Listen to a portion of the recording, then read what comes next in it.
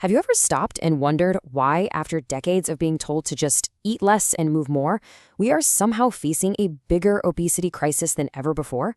Well, today we are cracking open the Obesity Code to get to the bottom of this puzzle. Why has the advice we all know by heart failed so many of us? Okay, get this. In a country like Canada, between 1985 and 2011, obesity rates literally tripled. And this happened during the exact same time we were being flooded with all those public health messages about diet and exercise. Something here just doesn't add up, right? And that really leads to the core question of this whole mystery. For 40 years, the mantra has been simple: eat less, move more. But if that's really the answer, why has the problem just gotten worse and worse? It's not like people weren't trying. In fact, the data shows calorie consumption actually went down. So the only logical conclusion is that the advice itself was just plain wrong, because we fundamentally misunderstood the problem. So to figure out where we went so wrong, we kind of have to rewind and see just how unprepared the world was for this crisis. Turns out, the medical community was looking in all the wrong places. This is pretty wild to think about now, but back in the 1970s, the world's biggest worry when it came to food wasn't obesity. It was mass starvation. The idea that we'd soon have a global crisis of too much weight would have sounded like something straight out of science fiction. And because of that, the medical world was just caught completely flat-footed. The author of the book, Dr. Jason Fung, he's a kidney specialist, and he says that in his own medical training, nutrition was barely even a footnote. Med school was all about drugs and surgery, tools to manage the symptoms of obesity, but never the root cause. And that right there, that reveals the huge fundamental flaw in our entire approach. For decades, we've basically been treating the smoke, all the diseases that are caused by obesity, without ever trying to put out the actual fire. The book uses this brilliant analogy. Think about it. If your car is leaking oil all over your garage floor, you don't just keep buying more mops and paper towels, right? No! You find the leak and you fix it. And yet, for diseases like type 2 diabetes, the standard medical approach has just been to keep mopping, prescribing more and more drugs for the symptoms while totally ignoring the leak, which was the obesity itself. So this is what that standard approach looks like. It all starts with obesity. That then leads to things like metabolic syndrome and type 2 diabetes.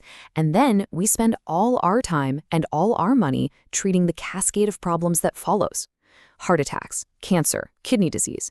We're always just playing catch-up. So, what's the alternative? Well, a much more logical approach.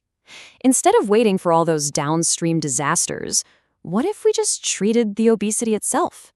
By focusing on the root cause, we could potentially prevent that entire cascade of diseases from ever even starting. Okay, so if we're not supposed to be just treating symptoms, and the whole eat less, move more model is broken, what is the actual cause of weight gain? This brings us to the real culprit in this whole story, a hormone called insulin. The whole idea of counting calories is based on a shaky premise. I mean, think about it for a second. Your body has receptors for temperature, for light, for pressure, but it has no calorie receptors. It doesn't track energy that way. So if calories aren't the command, what's really telling our bodies to store fat? This sets up the two big competing ideas. The old theory says weight gain is just a simple energy problem. Calories in versus calories out. But the new theory says, no, it's not about energy, it's about information. It's a problem of hormonal signals getting all out of whack. And this one sentence is really the core idea of the whole book. Obesity is a hormonal, not a caloric imbalance. It's not so much about how much you eat, but about how your body's hormones, and specifically insulin, respond to what you eat. And it makes perfect sense when you stop and think about it, right? You don't consciously tell your heart to beat or your lungs to breathe. Hormones regulate all that stuff automatically. The book argues that our body fat is no different. It's a hormonally regulated system. And the master hormone that gives the order to store energy as fat is insulin. And the proof here is pretty undeniable. There was a landmark diabetes study back in 1993 that found when patients were given higher doses of insulin, they gained significantly more weight. We're talking an average of nearly 10 pounds. The conclusion is simple. High insulin causes weight gain. Full stop. Okay, so if high insulin is the problem, the next logical question is, how do we lower it? Well, there are two main levers we can pull. what we eat, and when we eat. Let's tackle the what first. The book lays out 5 key principles. Number 1, and this is the big one, reduce added sugars. 2, cut back on refined grains like white flour and bread. 3, keep your protein moderate. 4, and this is the one that really flips conventional wisdom on its head, increase your intake of natural fats. And finally, number 5, increase protective foods like fiber and vinegar, which kind of help buffer the insulin response. And this isn't about deprivation at all. It's about adding in delicious, healthy foods. We're talking about things like olive oil, nuts, and avocados. And what's really interesting is that studies even show that full-fat dairy is associated with a lower risk of obesity, which is the complete opposite of that old low-fat advice we heard for years. But what you eat is only half the equation. The other, equally important piece of the puzzle is when you eat. Or maybe more accurately, when you don't eat.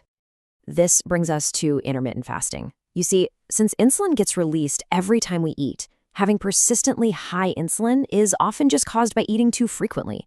By creating these deliberate periods of not eating, we simply give our insulin levels a chance to fall.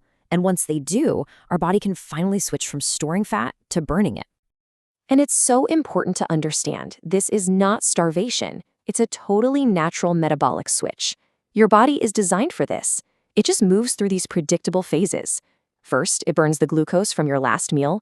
Then it uses up stored sugar. And once that's gone, it seamlessly switches to its real long-term fuel source, your own body fat. And while fasting might sound new or extreme to some of us, it really helps to remember that this is a deeply rooted human practice.